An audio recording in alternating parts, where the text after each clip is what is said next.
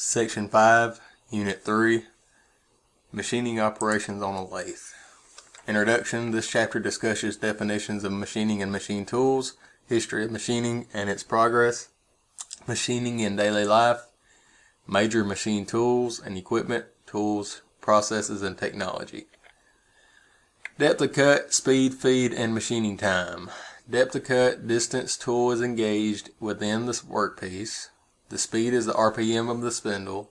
Feed is tool travel distance per revolution of spindle. Machining time, time required to perform a given lathe operation. There shows you a picture of what we just discussed. Depth of cut is the distance that the tool is fed into the diameter. The diameter is reduced by twice the depth of the cut amount. And there's a sample chart showing speeds and feeds in surface feet per minute, or SFPM, for turning some materials using high-speed steel or HSS and carbide tools. RPM calculation using cutting speed. Example, determine spindle RPM for machining a 1.25 diameter piece of 1018 steel at a cutting speed of 110 surface feet per minute. So your cutting speed will equal 110 and your diameter will be 1.25. Insert these values into the RPM formula and solve. So RPM equals 3.82 times CS divided by D is your formula. So you plug those in, 3.82 times 110 divided by 1.25, and your RPM is 336. So set RPM to the closest available machine cutting speed. Okay, the relationship of speed, feed, and depth of cut for roughing and finishing operations. So your roughing operations are deeper, slower, they have a higher feed rate, and they got a rougher finish, whereas your finishing is a shallower depth of cut, your faster speed, lighter feed, and smoother finish. Time calculation using RPM and feed. Your example is determine spindle machining time for turning a 20-inch long diameter at 10 thou inches per revolution. Feed using a 500 RPM. So there's your L equals 20, your IPR equals 10 thou, equals 1.25, and RPM is equal to 500. Insert these values in the machining time formula and solve. So your formula is L, or time in minutes equals L divided by RPM times IPR. So your time in minutes is 20 equals 20 divided by 500 times 10 thou, and your time is 4 minutes. For general lathe safety, see text for a list of cautions. Facing and turning operations. Facing cuts flat surface across the end of the workpiece. Turning reduces outside diameter. Facing and turning tools, high-speed steel, braze carbide, insert carbide, have shared geometric characteristics. External and internal tool holders are available for carbide inserts. Shouldering combines facing and turning. So A on the left is facing machines the end of the workpiece in lengths, and B on the right while turning machine workpieces diameters. And then there shows you on the left is a small negative lead angle, chip braking against the tool, and a large positive lead angle, and that shows you the chip braking against the workpiece. Alright, the cutting tool lead angle directs the chip curl during cutting, so the chip breaks as it comes in contact with either the tool or the workpiece. The different formation of chips created by two different nose radii sizes while being used at equal depths of cut. The image on the left shows the stringy chip formation created when the depth of cut is less than 2/3 of the tool nose radius. The center image shows the chip formation when the depth of cut is equal to 2/3 of the TNR. The right image shows the chip formation when the depth of cut is greater than 2/3 of it. Most spacing is done from the outside diameter toward the center of the workpiece using a left-handed cutting tool. A. Setting the height of the cutting tool tip using a tailstock center. And then on the right, B. The tool post is then rotated to orient the tool properly for facing. There is multiple ways of doing this. Alright. Preferred orientation of the cutting tool when facing so that the cutting pressure moves the tool. It will be A. Pushed away from the workpiece instead of B. Digging into the work as shown.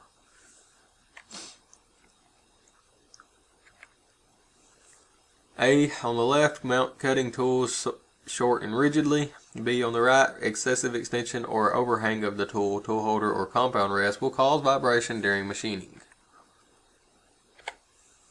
Touching off, move slowly to avoid jamming the tool into the workpiece and causing breakage. 3 methods of accurately monitor carriage movement. A. Micrometer stop. B. A travel test indicator. And C. A digital readout. After locking the carriage to the ways, feed the cutting tool across the part to take a facing cut. A. Notice the cone-shaped nub, indicating the tool tip is above center. B. Notice the cylindrical nub, indicating the tool tip is below center. And C. No rub remains when the tool tip is on center. A left-handed tool is used to turn toward the stock, while the right-handed tool is used to turn toward the headstock. Prefer orientation of the cutting tool when turning so that if the cutting pressure moves the tool, it will A. Push away from the workpiece instead of B. Digging into the workpiece. A. Rotate the spindle by hand with the tool near the beginning of the cut.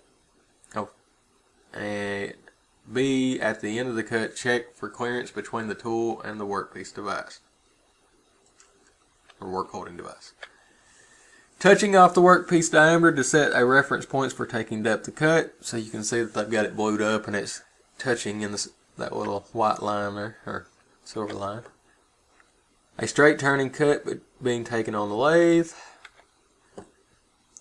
A. Square, B. Filleted, and C. Angular shoulders can be machined as a transition between 2 diameters. Tool position for finishing machining of a square shoulder. So you got to make sure that it's not touching the face or the diameter or rubbing it. Steps for finishing a square shoulder. So you touch the tool on the rough diameter and set cross slide collar to 0. Take finish passes with cross slide to machine shoulder perpendicular within 5 to 10 or 5 thou to 10 thou of finish length. Take finish turning pass and hand feed to finish length position. At the end of the turning pass, feed cross slide outward across the shoulder. Steps for finishing a filleted shoulder. Bring radius form tool within 5 to 10 thou of finish diameter of cross slide collar to 0. Take finish passing with cross slide to machine shoulder that 5 to 10 thou of finish length. Lightly touch the diameter A. Feed to finish length position B.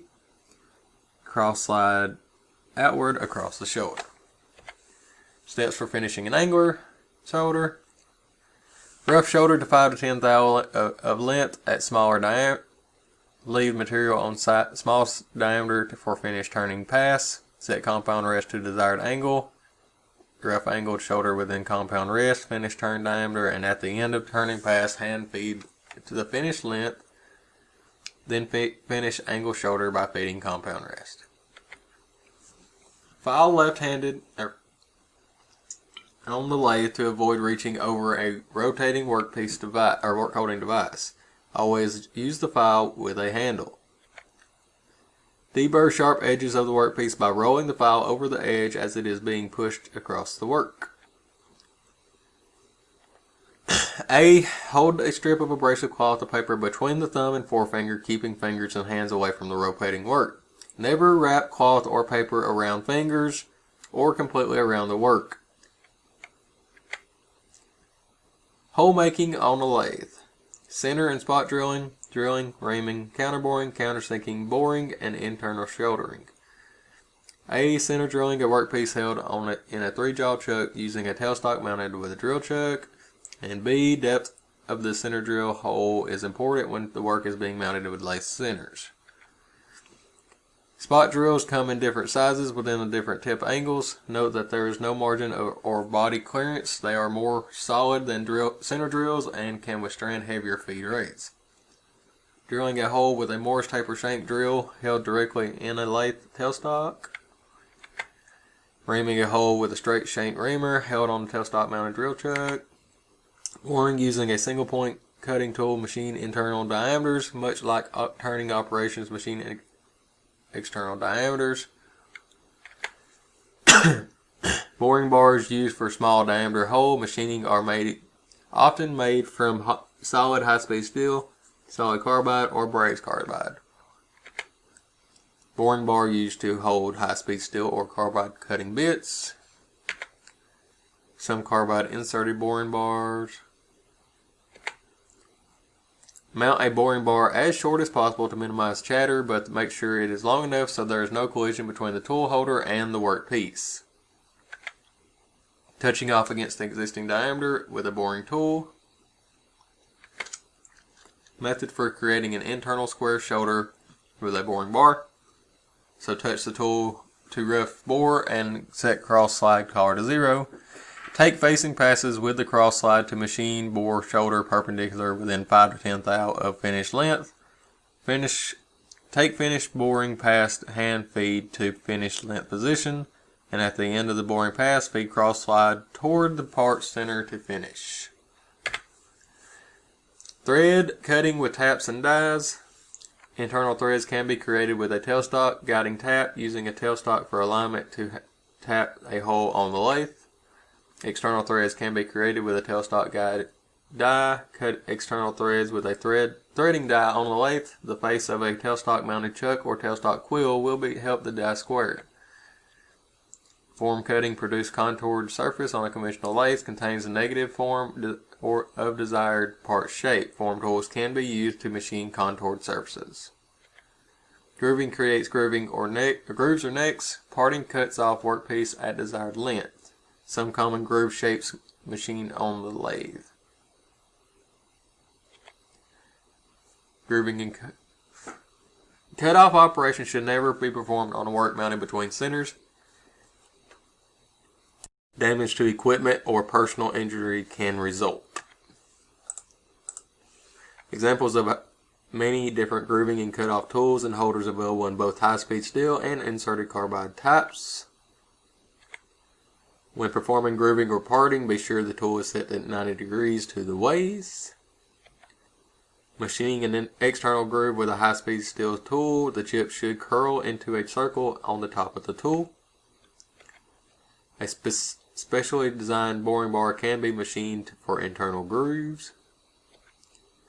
First cut groove to depth at its midpoint location. Cut the desired retract the tool and move to one end of the groove. Cut to desired depth again, and retract tool to move to the other end of the groove and cut the depth again to finish the width. Method for machining deep grooves or parting off large diameters. Cut the groove to partial depth, then make the groove wider before cutting to final depth. And we'll start knurling in the next video.